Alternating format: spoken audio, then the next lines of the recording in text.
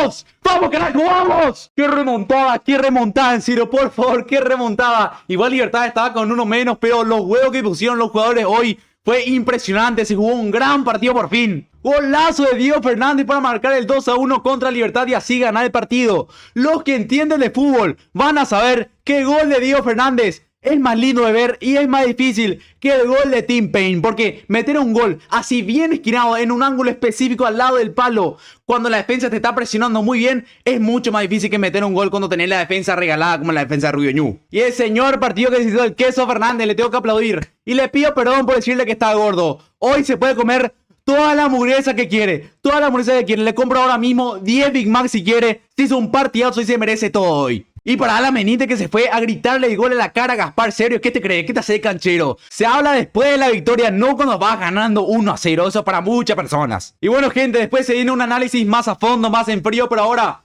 gente, a disfrutar, a festejar este triunfo. Buen inicio de semana a toda mi familia aurinegra. Y vamos, Guaraní, carajo.